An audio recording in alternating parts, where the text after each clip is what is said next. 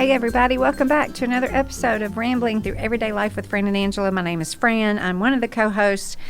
Okay, get ready, y'all. This is a perfect episode where we talk about the serious and the not so serious. It's just what we do. It's what we've always done through Voxer, that infamous app. But let me tell you where we are in this episode. We talk about Angela's spring break trip to Disney World, which then somehow turns into the fact that Winnie the Pooh does not wear pants.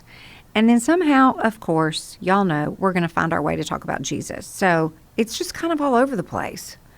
I don't know, maybe this is the sort of thing that you need this week. You don't really want to think super duper hard, but we always hope that in our rambling that we cause you to smile, maybe even laugh, but also at the same time, just consider, where are you in life and what is your walk with the Lord right now? Anyway, we love you guys so much. We love showing up for you. Thank you for faithfully listening, and we just hope you enjoy the show. Have a great day, everybody.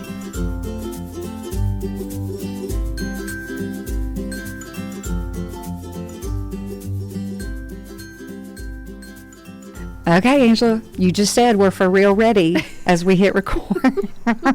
Can you tell? Happy spring break, Fran. We are for real ready for spring break. Are we going to talk about what you've done? Absolutely. Okay. That's coming up in a minute. Okay. But I have something so precious it can't wait. Okay, tell me something precious that can't and wait. I think I learned this from you. Didn't you share about the kindergarten pep talk? Listen. Tell us about that for people that don't know. What do you remember about it? Okay, I'm going to pull it up and see. This was in my Instagram stories. So apparently it is, I don't know, a friend of mine shared this in her Instagram. Well, it came from an elementary school in California. Yes.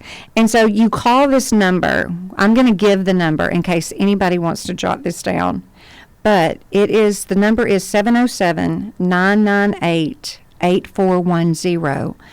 And kindergartners will give you a little pep talk. Push 1 if you need this. Push 2 if you need this. Push 3 if you need this. I just think, and plus, first of all, it's in their darling little kindergarten voices. But we need that number to exist. They don't ever need to take that away. And there just needs to be more things like this in the world. If you're feeling anxious, they're just little snippets of just encouraging words. Can I tell you what I did when I called it? What did you do? I had to press all the numbers. Oh, yeah. I needed all the messages. So when I pressed 1, it said, if you're feeling mad, frustrated, or nervous, press 1. So I pressed 1 because start with 1. Even though I wasn't any of those things, I needed to be prepared for the next time. And it said in the cutest little voice, if you're nervous, go get your wallet and spend it on ice cream and shoes. Yes. I mean, whoever's idea this was, bravo. Well, and that's one thing I really love about it. 2 art teachers were dreaming small, and they thought friends and family of these students might enjoy calling a phone number. They had no idea it would go viral, and now they get 9,000 calls per hour. Oh, my word. Per hour. They've had over 500,000 calls as of a week ago. Okay. Holy smokes. We're desperate for just darling words of encouragement. But that yet it's real and it's solid and it's true and it makes you smile. Here's what I want us to do, friend and listeners. Are you ready? Okay. Let's bring back these random acts of kindness. Maybe y'all are listening going, well, we already do that. But, you know, you and I in the past have taken little Post-it notes and written sweet notes and just stuck them somewhere. Well, let's just start doing that. What can we do to spread? These teachers said we had no idea it would turn into this. It turned into such a big thing. It spread all over the world. We never expected it to leave our community, and it's gone worldwide. Okay, then this is what I think we do. This is the easiest thing in all the world. I think that you get Post-it notes and you find the 3 things that you want to say, or you just write the same thing on 50 Post-it notes, and you go to a school, like a high school parking lot, and you just slap those puppies on every single car. I love that. And then there you go.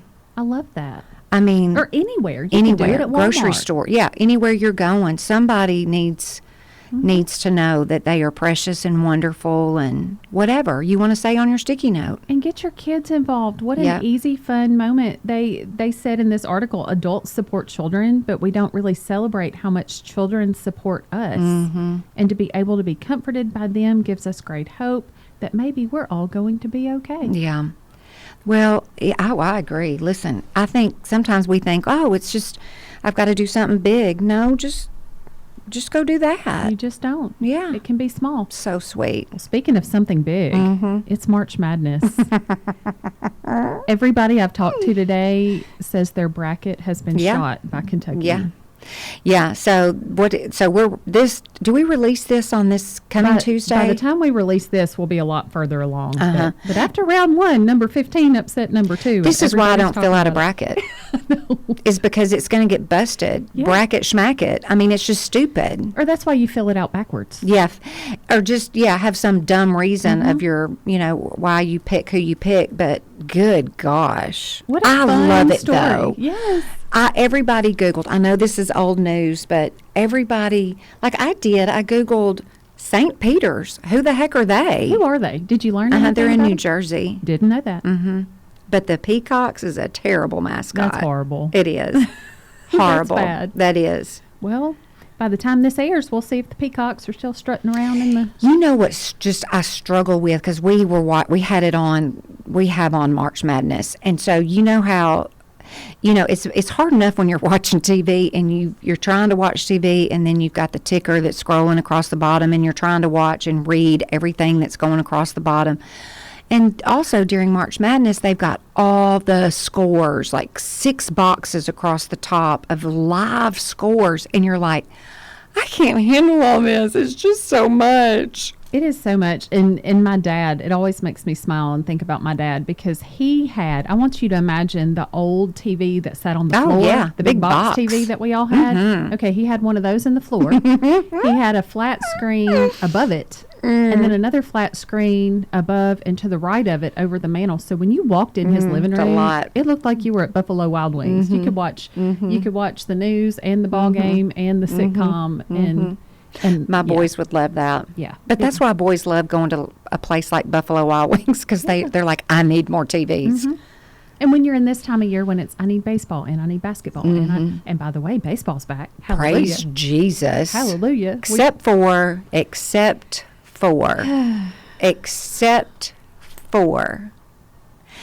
fact that I don't like him anymore. Mm-hmm. I loved him last year, but our beloved Freddie Freeman has been traded. But he's going home. I know. That made it a little whatever. Bit better. I know. It's horrible. It is horrible. I felt that way when Albert Pujols left the Cardinals. I was like, what is wrong with you? You sell out? Yeah, you just betrayed us. Yeah. Yeah, you did. It's true, Freddie. If you're listening, we're not happy with you. Well, and he, posted some big Instagram post. I told Dylan, I was like, nope, not reading it. I don't care what he said. I'm not happy about it. His kids are cute and his wife's precious. Well, so. I just wish nothing but the worst of things. And I'm not a Dodgers fan either. Oh no, you don't have to be. So no, you don't have to be. Good luck, Freddie. Yeah, good luck, Freddie. Union basketball. Yes. Let's talk about we are right here on campus, and it's a big part of who we are. Let's talk about Union. Yeah, the girls and guys both had great seasons, and I'm a huge girls follower, the girls basketball program, and invested in that program. And Coach Campbell. My son was involved, with that program for several years while he was here. And so they made it all the way to the regional championships that we hosted, and they lost. And this is what is so crazy about sports is that, especially seniors, because I think about, I watched, a couple of these senior girls just sob at the end of the game. Because it's one thing to make it past, your senior year of high school. Then you're able to make it to play in college. So you're going to get an opportunity to play for however long you play in college. So the end is coming. It's coming. Of course it is. But it's just like this bonus gift that you got however many more years of college. And so when you see that it is truly over, you're never going to play at this level and in this way again, and to watch people just emotionally suffer with that sadness, the reality of it, is just so much to take in and watch, and you just feel so sad and helpless. But I was texting that night with one of my coworkers about it, and he said, just forget it. I'm done with sports. This is just too much. It's just too hard. Blah, blah, blah. And I said, yeah, I hear you, but what we would miss if a coach didn't recruit and invest. And when I say coach, just think about like any kind of team, any kind of group of people that you're a part of, that you're investing in. Like, we would have missed out if any of those girls, any person on your team, any player, whatever you're talking about, we would miss if they were not a part of that group. What they would miss if they didn't choose to be a part of that group. But that investment goes so many ways. It's the leader, they get to benefit. The player gets to benefit. The people around them get to benefit. Spectators, a little bit more on the outside, they get to benefit. And so I just felt like in that moment where tears were falling and these big old athletic, precious girls were collapsing into their coach's arms, I just thought, we're all feeling that. We're all feeling the loss, but yet at the same time, the joy that we've had to watch them play. It's just this strange mix of emotions. But anyway, I saw a couple of the girls from a distance like the next day, and I was like, nope, not going to go up and say anything to them because I'll just cry. But sports are a beautiful thing. It's just a wonderful way that the Lord, he uses everything, but I think there's just so much value that you get when you're a part of a team and a coach. And absolutely, yeah, anyway. And our coach of the year, Mark I know, Campbell, he's just the best. He's the best. He's so fantastic. Truly. And I want to mention Katrina's book. Yes. Katrina's episode was phenomenal. Yeah. We'll link it in show notes if y'all missed it. Yeah. Katrina and I have been walking through this this story of hers and the process of taking something that the Lord clearly gave her. I want you to write a story. I want you to write your story in the form of a book. And her obedience in that, and the story in itself is so good, but just her challenge to people through this book, are you all in with God? Are you just kind of half-hearted?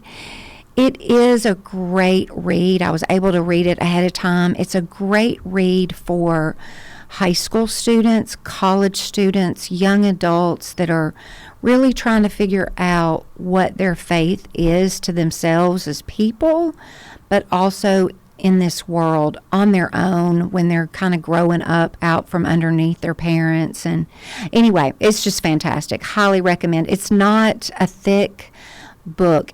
And I told her this, I said, it's thin in size, so it's perfect for this age, but in its thinness, it is so rich and deep and definitely worth the read. Let's give away a copy. We should give away a copy. Is it out where we can do that? You can pre-order it. It comes out soon in April, so it's not like it's far away. Well, we'll give away a copy. Fran. Yes, we will. Fun. Yes, we will. Okay, so yesterday I got back from my spring break trip. Yes, you did. And the day that we left was on a Thursday, and we were supposed to fly out at 2:30 and land at 3:30 or 4 because you have a time difference.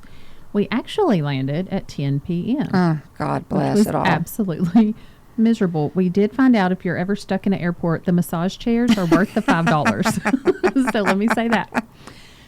We spent lots of $5 on the massage chairs. Cole and his friend Drake thought that was the best thing in the whole wide world. Oh, I'm sure. Sit in a massage chair. But there were really bad storms, and I'm very, very grateful that we were in the airport and not on the runway or in the air during all Listen, those times. my brother works for American Airlines, has for 100 years. He says, listen, you'd rather be on the ground if there's any kind of mechanical issue or storms. You know, you're just like, listen, it's okay. If there's a phalange issue. Just stay put. Did you watch the Friends episode? Just stay put. I always want to yell, there's nothing wrong with the phalange. Get back on the plane. But Southwest gave us $100 credit a piece, even though, because by the time the storms lifted, then they come on the, you get all excited because they're making an announcement. And they're like, well, we now have clearance through MCO to take off. However, our pilot is in Orlando and we have to wait on him to arrive in Nashville. So we had to wait everybody 2 more just hours. sit back down. But they gave us $100. We got over it. We're good. Yeah, you'll use that voucher. But it started an interesting conversation. So I'm going to see how you feel about this. This would be a good question for the listeners too. When you're on a plane, do you have conversation and make friends with the person in the seat next to you? Ever? No. Ever? Oh, come on. Really? No, because I just don't want to. But you're so much fun. I don't want to be fun on an airplane like that. Okay, I want to escape, and I'm going to read, or I don't want to talk to people. Do you hide in a hoodie and put on a mask and sunglasses and headphones? I don't hide in a hoodie, but I clearly make it known I don't want to talk to you right now. Well, my family, y'all will be shocked to hear this. My family loves to make fun of me because I tend to make friends on a plane, but I will read the person's body language. If they don't want, if they look like you're describing yourself, I'm going to leave that alone. Yeah, thank you. You're safe with me. But the last time we flew, this lady sitting next to me, her family had just gotten over COVID. She was an older lady. She was a Bible teacher. Okay, see, that's precious. It was sweet. Yeah. And then there was one time that I talked to a lady, and we had just finished the If Gathering. It was the same time of year for spring break. And I was reading Angie Smith's book, Chasing God. And the conversation, it was just God ordained. I don't know how else to say it, because it went from, hi, how are you, to her like spilling her guts. And she was probably in her 60s. But this book is talking about where I've relied more on man's interpretation of God rather than God himself. We can link it too. It's called Chasing God. It's I wonderful. read it years ago, but I couldn't tell you anything about it now. Well, it was so funny because I was midway through this book and it was wonderful. And I'm telling this woman about how wonderful it is. And I just felt prompted to give her the book. And it, like, as I'm talking to her, I was arguing with the Lord going, I don't want to give her this book. This is my book. Yeah. Because I sure can't get another one. I was like, that. I don't think they sell these at the airport. But I gave her that book, and looking back, I'm just like, I got on Amazon and got another one. But it was just a sweet moment. Yeah. So sometimes I have no desire to talk to people, and the people don't want to talk, and that's fine. But this time on the airplane, the guy sitting next to me was kind of quirky and odd. And then I was watching Cheer. I finally finished. Love it. Highly recommend. So good. So I was watching it, but I just kind of out of the corner of my eye, I saw something strange on the sheet of paper that he's holding. Oh, yeah. And I'm like, what are these symbols? Is he into something weird? I don't want to hear about that, whatever it is. Please don't want to be friends and talk to me. And then he got kind of fidgety, and he was asking a lot of questions of like the flight attendant. And I was like, oh, goodness, he's going to want to talk and have conversation, because he had nothing. He kept saying his laptop died. He had nothing to do. And I was like, well, here it comes. I get to be the entertainment because my husband's sound asleep beside me. So come to find out, long story short, this man is a professor of Russian at a college in Tennessee. I feel dumb. And he is from Ukrainian descent. He, we had the most fascinating conversation. Oh, I bet. I would have just asked him 1,000,000+2 questions. I did. I did. Yeah. I asked him everything I could think of. Like, what age person was he? He was probably 40s. Okay. And he has family in Ukraine. He, one of the things, and I thought this was so interesting because you and I have such a heart for college students and have so many college students that listen and their mamas who listen. But he said it was really important early on in this conflict recently to gather together with the Russian students on campus and the Ukrainian students on campus and just say, we're all going to get along here, and set that tone early so there wasn't any fighting among themselves. And he said it was some hard conversation and dialogue, but it was so important because you can see, just like coming through the pandemic when, Chinese people were just, they suffered horrible treatment at times. And you can't blame a people group for the actions of their leaders. Right. And it just made it so real. Well, not all Russians are bad. Absolutely. And we can't, that translates 100 different ways. So. And he said, that we were talking about the different things that are taking place in Russia. They've taken away Instagram and Facebook, and they're really cracking down on things. And he said the people that are probably 50 or older have this blind faith and trust in anything the government says. Right. And everybody younger is just not buying into it. Yeah. And the protest. And it made it really come alive in ways. And we shared in last week's episode some different ways people can get involved and be helpful. And those are some of the organizations that he actually mentioned to me. He's done a lot of research in that. So I just thought it was really cool to have that kind of friend. Fran, you might be missing out. I would have talked to him. Not making a friend on a plane. I know. So. And I would have talked to him. But again, was that... Those symbols and stuff, was that, what was he drawing? Just his language. It was just a sheet of paper with something in Russian. I don't know what he was studying something. He was probably about getting ready for a lesson. And I just thought he was a weirdo. Yeah. He's a good weirdo. Yeah. We're all weird. Everybody's weird. We're all weird in our own way. That's awesome. That's great. Okay, so when we got there, we had a really good time on our trip. Did you tell us where you went? We went to Disney World. And it was a different shocker. But, every time that we go, we never have the same trip twice. Isn't that fun? Nobody ever believes me when I say that. But there's still things we do for the first time or things things change. Yeah. And there was a restaurant called Space 220 that's brand new in Epcot. It looks like you're going... You get on an elevator, and the way the screens and the graphics and the visuals, it looks like you are truly going up above Epcot into space, docking into a space station. Oh, wow. Then you get out in the main restaurant area, and there are screens all around you with satellites and astronauts. Can we just pause for a minute and go, the people that come up with this and then can create this and make it come to life absolutely blow my mind. Yeah. I live in a very flat, linear mindset. Like, it's just practical. Yeah. I'm like, that's just brilliant. Yeah. And the engineers that do these things are called Imagineers. Imagineers. Isn't that the best? Yeah. It's fascinating. It's so fascinating. So we had, two 13-year-old boys who were way too cool for us. And we did not mind at all having to go at a leisurely old lady pace and have nice dinners and just turn them loose to run around Was it super crowded? It was not super crowded when we first got there the first few days. It became more crowded, but they have this new, they don't have Fast Pass. Now it's Lightning Lanes and Genie Plus. And my brain nerds out and loves being actively engaged in that because I don't think about other things that are more stressful. So I was able to conquer the system and get us all the passes to not wait in line, and that's my love language. Accomplishment. Fran. Listen, because I'd be like, y'all, I have no idea what we're supposed to be doing right now. Where's the Fast Pass? Yeah. So they got rid of Fast Pass altogether? They got rid of it. Now it's called Genie Plus, and you pay like $15 per person per day. They are nickeling and diming and $15ing you to death, but it was better than standing in line. So, was it hot? It was perfect. Okay, good. We kind of were a little hot mid-afternoon a few of the days. Had on hoodies a few of the nights. Yeah, that's perfect. It was good weather. But we stayed a couple of different places because I like to stay somewhere next to the park that we're in just because it's easier to get my nap because I'm an old lady. I have to have a nap. So one of the places we stayed was the Animal Kingdom Lodge. Where you sit on your balcony and the animals are just right there. I love that. It was, I told you this, but my family named the warthogs Fran and Angela. Yeah. Thanks. Thanks, guys. There were two little, and they were really cute. They're cuter than their name implies. Round, where they're just full and round. And they're just cute little piggies. Yeah.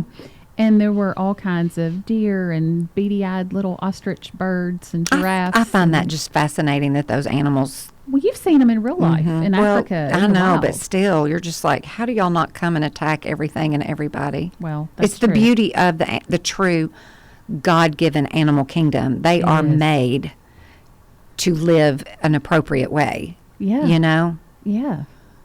So we sat there and took all that in. And when I say we had a room with a view, we had the Savannah view. So Carl and I, you have this apparently false sense of privacy because we're sitting on the balcony enjoying early morning coffee in our underwear. With a giraffe.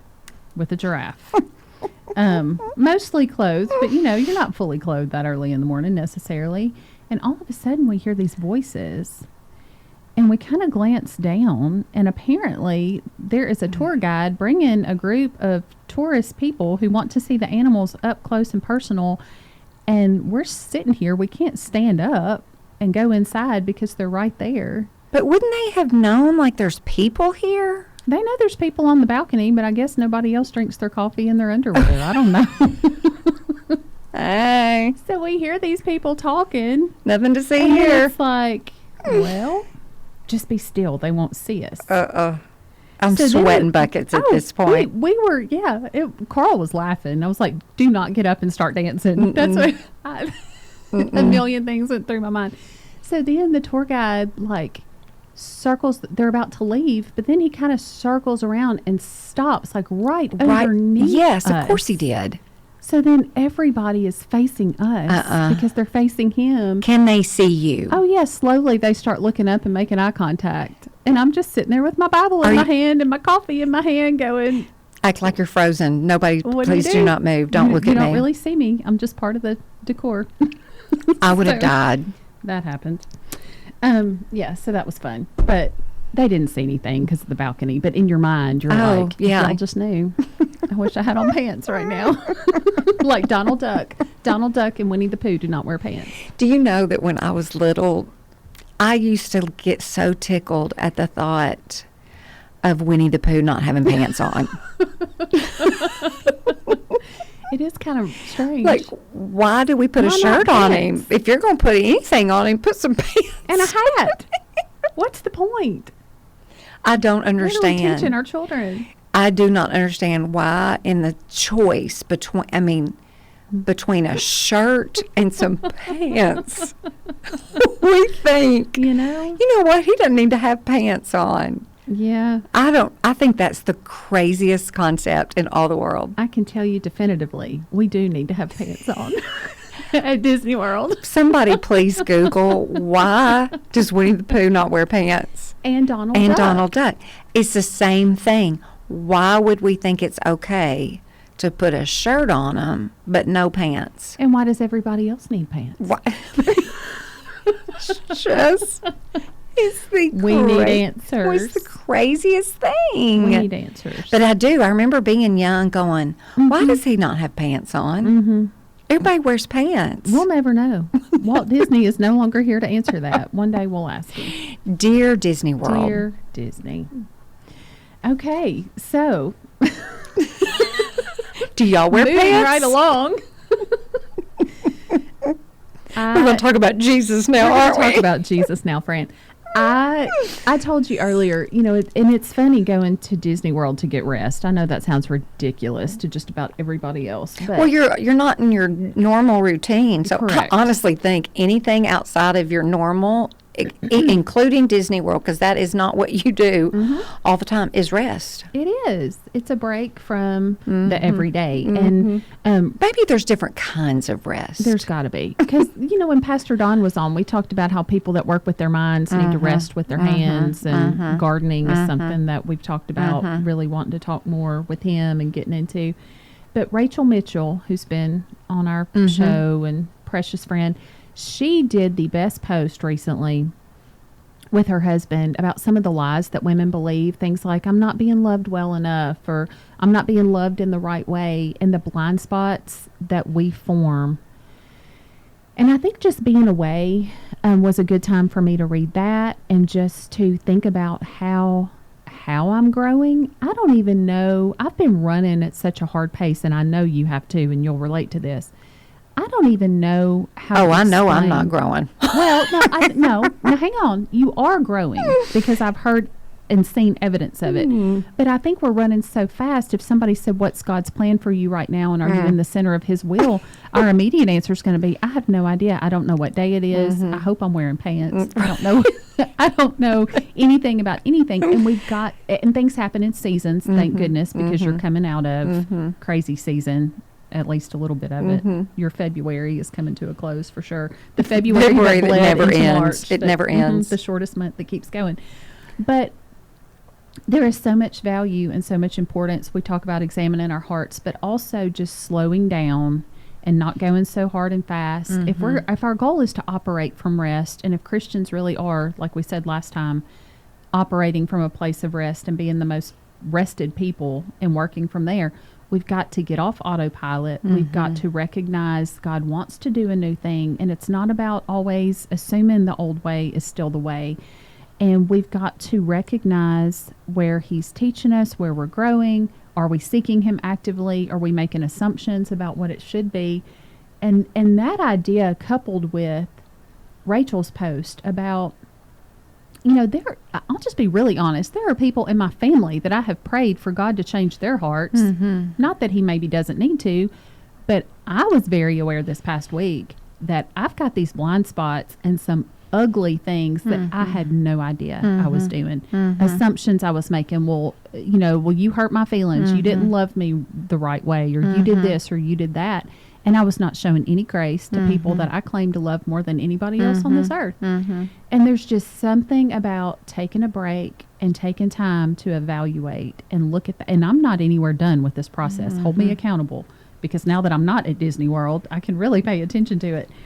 But there's just so much, I think, for all of us that, we're starting a new season of spring, daylight savings. We can go on these longer walks and talk to the Lord more.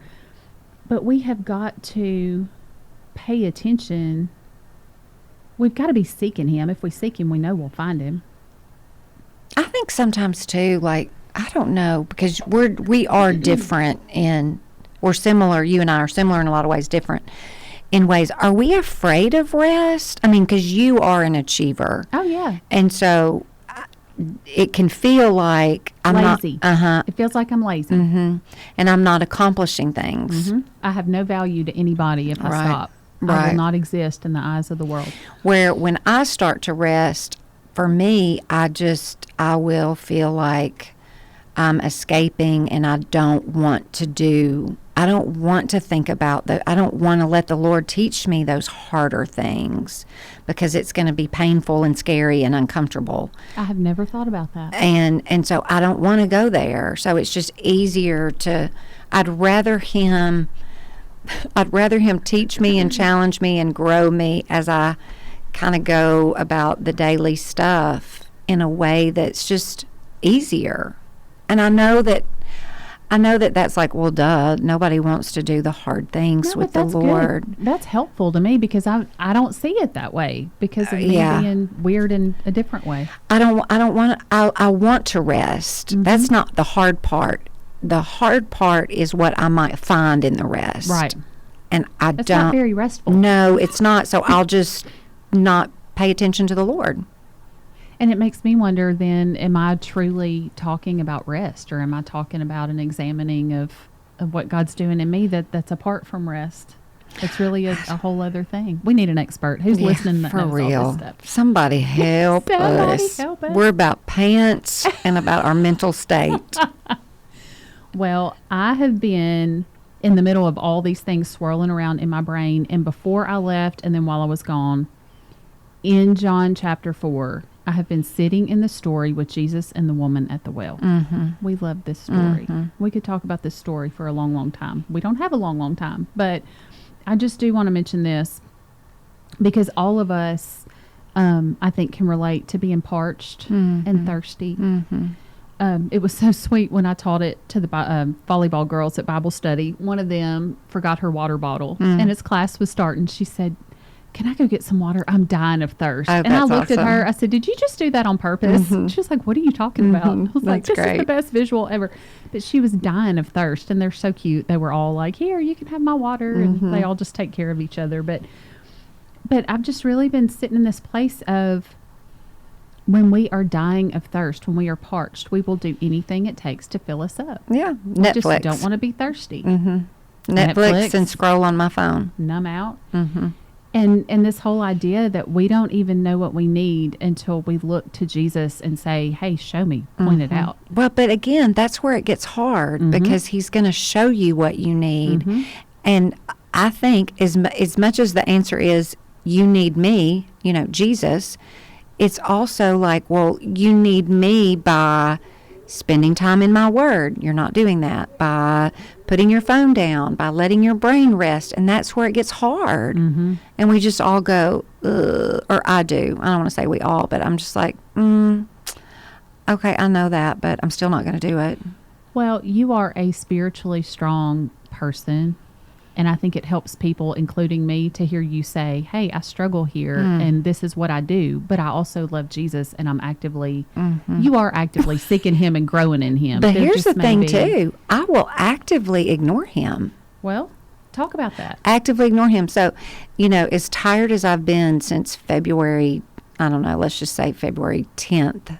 And here we are a solid month later. And let me pause you right there and say Fran does not complain in life ever about anything. And you have not even complained the way I would have coming out of this hard season.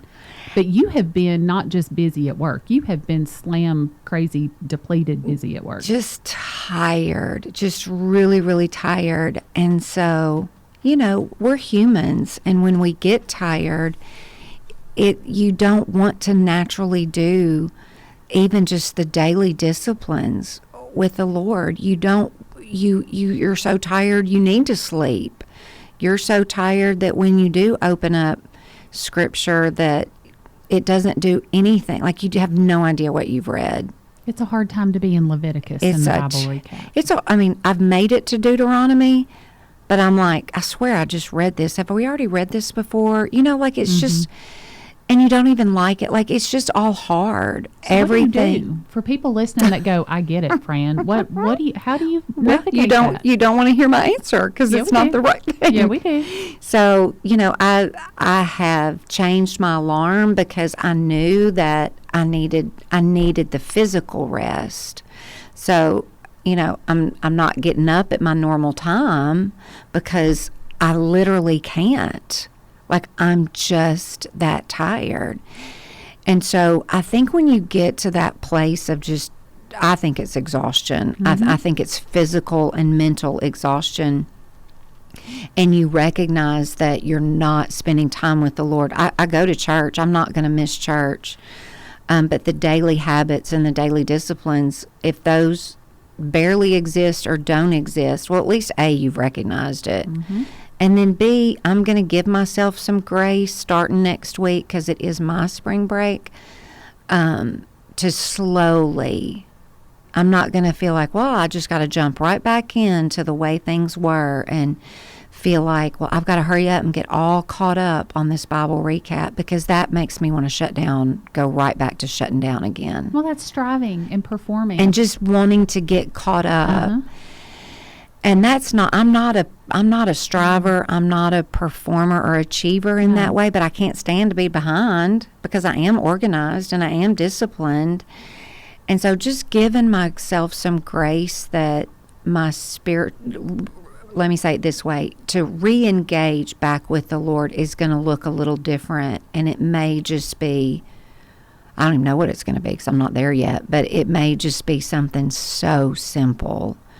And that's okay. We need to give ourselves that permission and don't feel like you've just got to flip a switch. I mean, you think about, it's been a year since your dad died. You didn't just jump right back into the way things were before he got sick. I mean, everybody's working through some difficulty. It's just to what degree is your difficulty. And it's just okay. You just do what you can with the Lord that day, and that's fine. I think we do. We even when we have a somewhat pure heart and a pure motive, we think, well, you can still open up your Bible and read it. Well, you may not be able to because you just can't grasp what it is. I mean, I don't even want to read Jesus Calling because I'm like, I just can't. Your brain sometimes just can't exhausted. Handle it. But I think what I learned when my dad got so sick, and you helped remind me of this, is just all during the good times when I was, we're storing up things for later. I was drawing from some of the things that I had banked up and deposited leading up into that. And, if next week for you it's a beautiful day and you go for a walk and say, thank you, Lord, for this sunshine. And that's all I got. That's time with the Lord. That's right. And we just need to be gracious with ourselves and one another, because it's just there's hard, exhausting seasons. And it's a season. It's a season. It is a season. It's temporary. I love in John 4 when they're talking about the water, and Jesus says, when you drink this water, you will never thirst again. And the woman so literally, it's like, where do I get this water?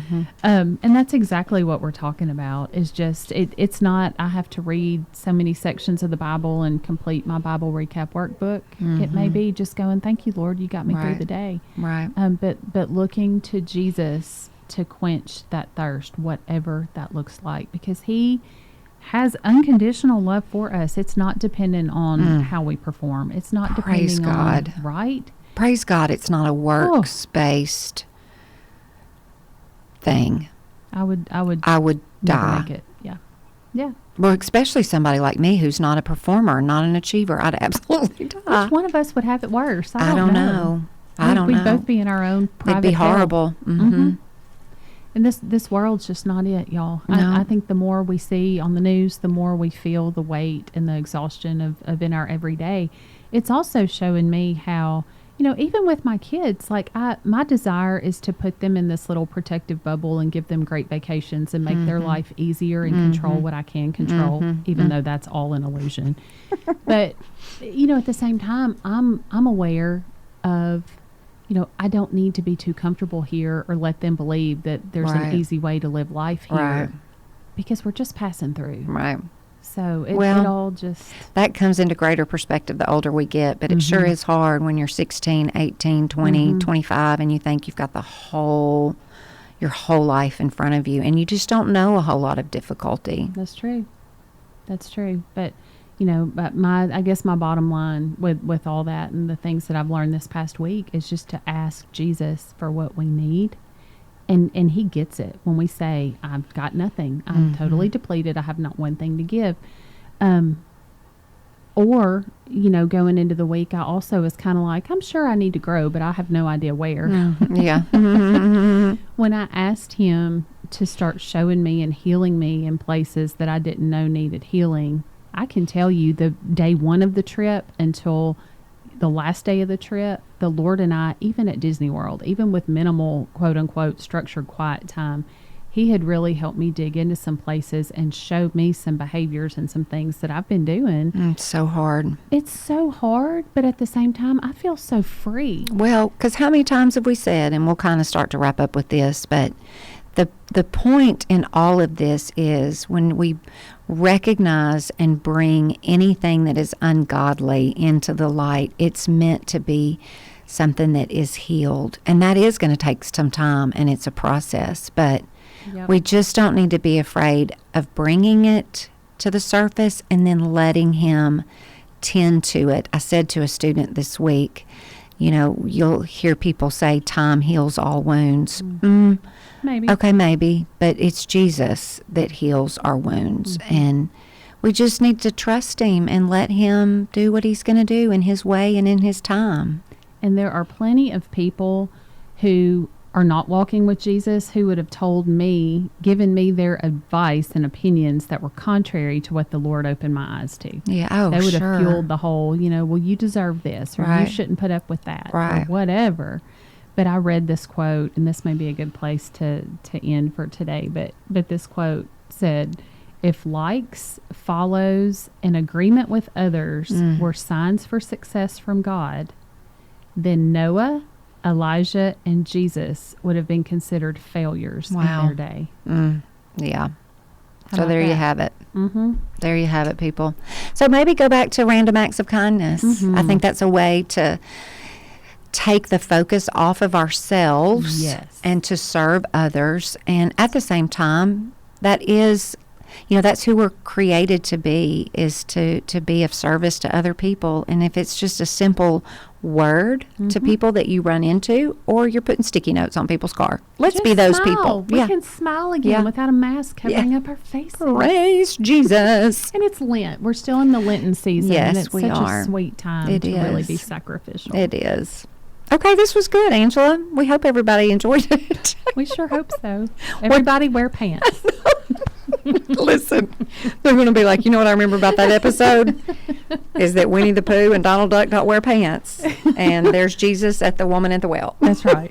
That's right. There you have it. Oh, all right, everybody. This was so fun. We love and appreciate you, especially just as you faithfully listen, but also as we step into those harder places of life together. We sure do love you guys. Have a wonderful day. We'll see you next time. If you love this podcast, we would love for you to give us a rating, a review, share the episodes. That helps us stay in front of people, and people can find us quicker and better. Plus, we just want to know how we're doing, so do not be afraid to give us a review. All right, guys, we love you so much. Remember Proverbs 16:24. Have a great week.